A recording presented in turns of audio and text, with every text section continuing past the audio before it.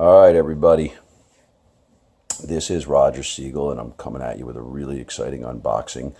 I have the Asus Zenfone 5Q or Asus Zenfone 5 Lite for you today. I've been really excited and wanted to get this phone for a long time, so I'm pumped that it actually came.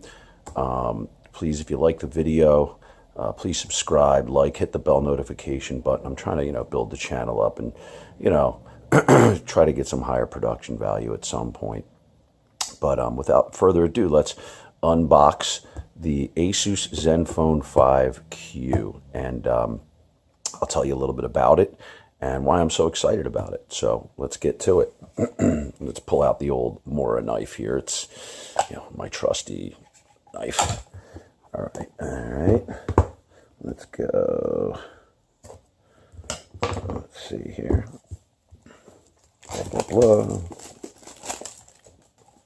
All right, so you guys are seeing it as I'm seeing it. Asus, maybe I still have to, let's see how they have that. Oh, okay. Does it slide out? How do they do this here? Is that tape there? Oh, there we go. So, looks like the phone just slides out. Nice little box here. All right. First, you get this, little case here. It says "We Love Photo." I don't know if you can actually see that on the lens there, but "We Love Photo." Looking, it's kind of hard to see through my viewfinder here, but all right. So, let's see what we get here. You get a nice TPU case, which is cool. Always happy to see that. IMEI numbers, you guys don't need to see that. Manuals, we all know the story about manuals. Nobody actually reads them. Then the phone. Ooh, I can't wait to pull that off here. Seems actually pretty thin right now, but we'll look at that in a moment. Let's see what else we get in this box. Little charger. It's 5 volt, 2 amp, so not super fast charge. It's, it's okay. It's a micro USB cable. It's one little bummer about this phone. They, I guess, saved a couple of bucks using a micro USB cable, and actually what looks like a pretty nice set of earbuds. That's about it. So, box pretty basic, and who really cares? Let's get to the good stuff. Now, let's peel this bad boy off here a minute. Ooh, it's a nice looking device. Ooh, I don't know if you can see that. I know you can see me. It's a glass front and back. You can see that right off the bat. Specs wise, you are looking at a 6-inch 2160 by 1080 TPS display. It has a Snapdragon 630 with an Adreno 508 GPU, 4 gigs of RAM, 64 gigs of internal storage, expandable up to 2 terabytes, 10-point capacitive touch screen.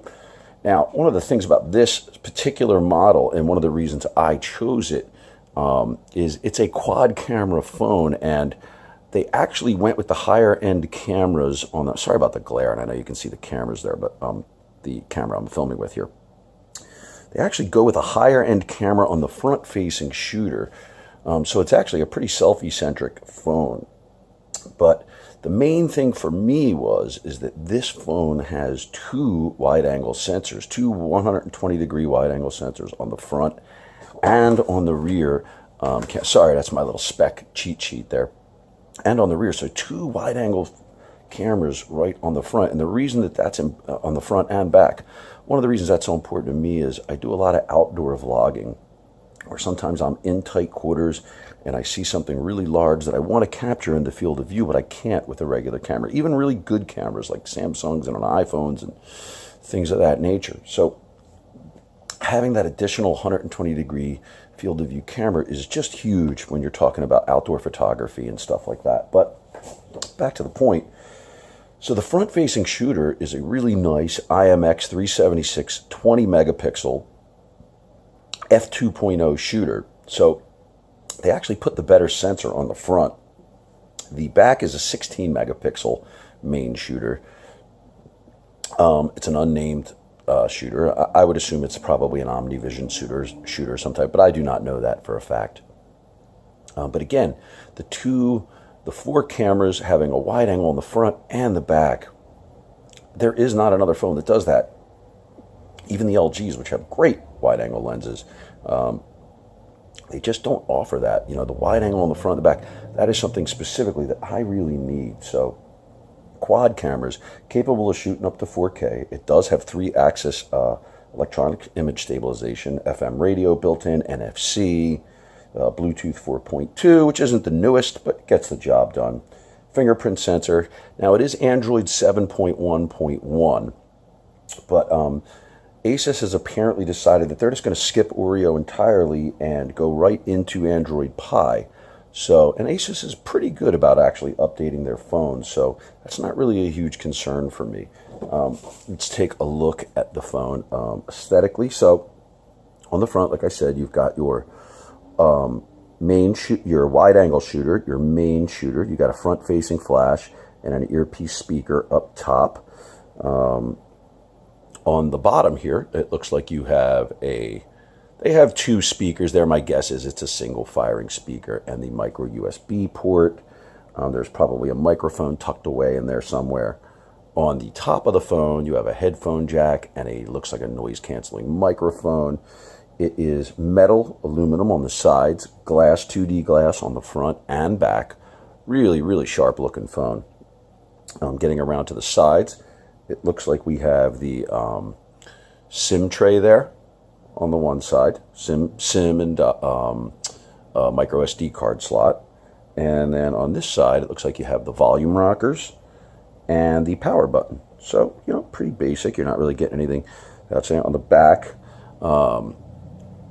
You know, dual cameras. You have the 16 megapixel on the wide angle shooter and the fingerprint sensor. And looks like, is it a dual LED flash? Let's see. Looks like, I can't tell if that's a single or a dual LED flash. And that looks like about it here. So, yeah, I like the fact that there's a front-facing flash. But, yeah, the dual wide angles, man, I just can't wait to put that to use. So, let's fire it up and see if we can get anything out of this thing. See if there's any juice. All right, we're at here. All right, Zenfone. There's the opening animations. Let me pull it away. Really, really liking the way this phone looks. I'll tell you what, it's really thin. I think it's only like 7.5 millimeters. I think the battery, oh, I did not read you the battery capacity, but I believe it's 3,300 milliamps. I'm going to double check that and get back with you. All right, everybody. Welcome back to the second part of the unboxing and first impressions of the Asus Zenfone 5Q or Asus Zenfone 5 Lite. I've been using this phone for a couple of days. Pardon the noise in the background. It's an air conditioner going on, but I've been using it for 2 or 3 days now, and I really, really like it. You can see that I've got, you know, the case on it. I always use these ring holders. I find it really handy. That case comes with it. You can see, really, really nice phone, 18:9 1080p display. You can see I've installed the Google Now launcher on it. There was really actually nothing wrong with the Zen UI launcher. It actually is almost exactly the same. I just didn't like the way they folded all the apps. It made them kind of difficult to see. And I found myself having a hard time navigating around it. But as far as the actual layout, it was very similar to a Google Now launcher or even a Pixel launcher.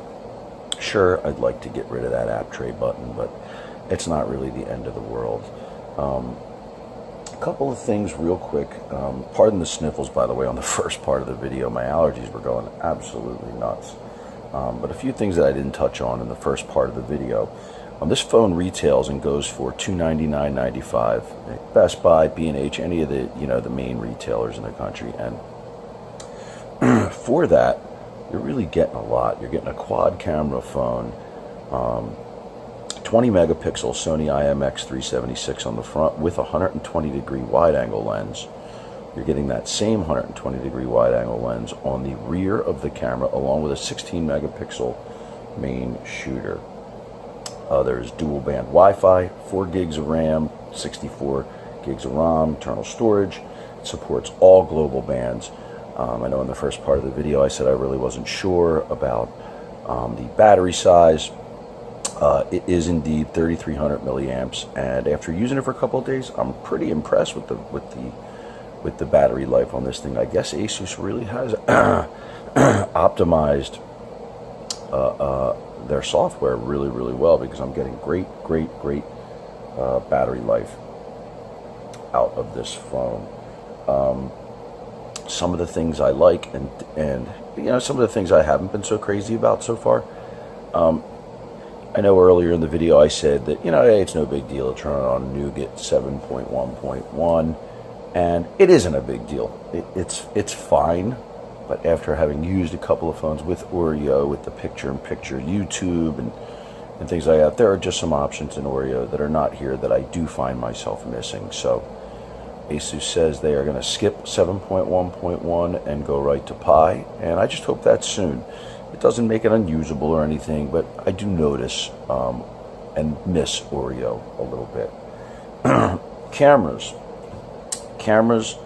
are really like in good light, man. Cameras are better than solid. They're really, I mean, they're excellent.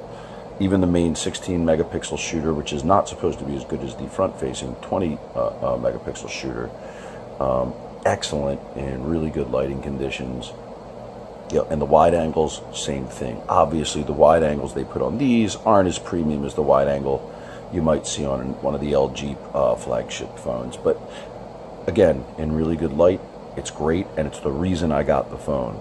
I can get absolutely any shot that I need. It is the most versatile photo phone you can buy. I didn't say it's the best photo phone, but it is the most versatile. There is not a shot you cannot get. One thing that's a little bit of a bummer is in selfie mode, and this is a selfie-centric camera, you cannot use the fingerprint sensor as a shutter. It has options to use the screen as a shutter, tap shutter, things like that, but you can't use the fingerprint as a shutter, and that's something I do on all my other phones, and it's the reason I like the fingerprint sensor mounted on the back. I do wish that that was included, and who knows, maybe it'll be included in a future pardon me, in a future update. Connectivity, great. Speed, great. The Snapdragon 630, it's my first phone with that processor. We all know about the legendary 625 and its efficiency and battery life and really performance for a mid-range chip. And I gotta say, the 630, it's right there, probably a little bit faster. I think it's really just a clocked up version of the 625. But again, I'm sure that has something to do with why the battery life is so good on this phone. It's just really efficient. It's really snappy. And no complaints with processing power. The Snapdragon 630 has performed as I would expect. Audio on this phone, the audio output from the headphone jack is unbelievable. And Asus, one of the things that is baked in his NUI is a lot of really cool audio settings, and that I really like. Audio from the coming from the internals, I really like. The audio coming from the actual speaker, as where the Zenfone 5 and the 5Z have stereo speakers, this does not. It just has the one mono speaker coming out of the bottom, and it isn't great. It's not that the quality's bad, it's just not that loud, and I do a lot of I do take in a lot of content without headphones and things like that. So you know, that could be improved upon. The included headphones that come with it, though, thumbs up. Really like them a lot. So, you know, first impressions on this phone, I gotta say, battery life great, display really solid, cameras great. I mean, for under $300, there's a lot to it. It's a specific. There are better bang for the buck options out on the market, but for people who are outdoorsy type people or who find themselves in tight spaces looking for certain shots, I mean, it's a niche phone, but it's a perfect phone for those types of people who just, you know, they're not going to be carrying around DSLRs with them all the time, and, you know, they might have a difficult time getting the image they want in the field of view with a regular smartphone lens. This phone will cover that, and I love that about it. Performance, really good. Battery life, really good. Screen, really good. Audio from the internals, really, really good. RAM management, really, really good. Really nothing. A fingerprint sensor works as it should. It looks great. It's, the build quality, very, very good. It's glass on the front and back, aluminum on the sides. We've seen it before. It's nothing groundbreaking, but it's really solid. I do look forward to the Pi update. Just to give you an idea, real quick, I'll run you through some camera samples that I have here. Hopefully you can see that. I don't have the screen too bright, but I think I probably do. Let's bring that down a little bit. Bring you up some camera samples. All right, just real quick. Let me lower that brightness a little more. That's one other thing. I do wish the screen brightness would actually get a little bit lower. I have it on adaptive brightness right now.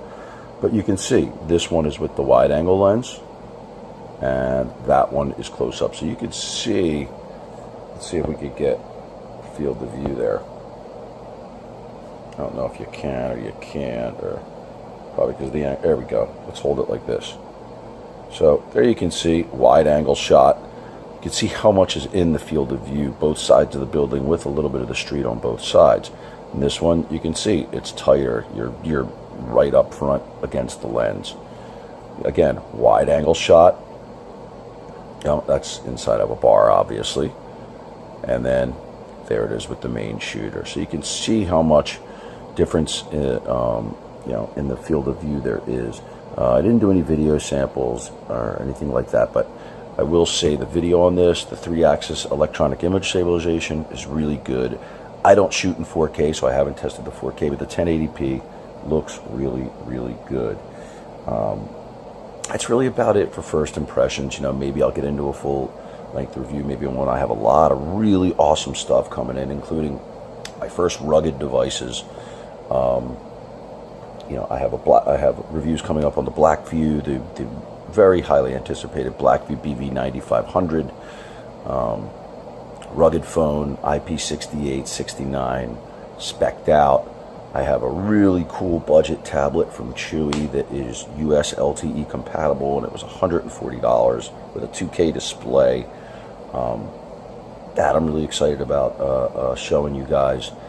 And there is also a kind of a little different spin. I have a phone that is strictly a 2G GSM phone for those that aren't heavy data users, for those that just need. It is also a rugged device, and it's from a company called iOutdoor, and it has a lot of functionality. And it's a dual phone, walkie-talkie, outdoorsy type thing. But anyway, I regress. A lot of cool stuff coming up. After that, I think I'm going to lay off some of the phones for a little while. I say that, but then something really cool will come out. I'll get it, and get back to reviewing a lot more of my outdoorsy stuff, because again, it is an outdoorsy, supposed to be an outdoorsy type of channel, and I really want to get back into doing some of that stuff because I have a lot of great stuff. But anyway, hope you like the video. Please like, subscribe, hit the bell notification. If you have any questions, put them down in the comments, and let me know what you think. Asus Zenfone 5Q. This is my everyday driver. I use it on T-Mobile, and it will be for the foreseeable future.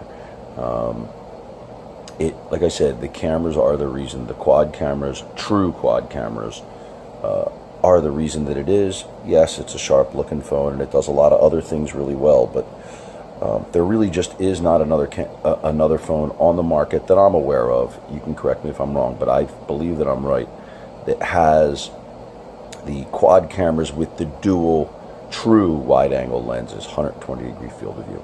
Anyway, I'm wrapping it up, and I'll catch you on the next video. Thank you.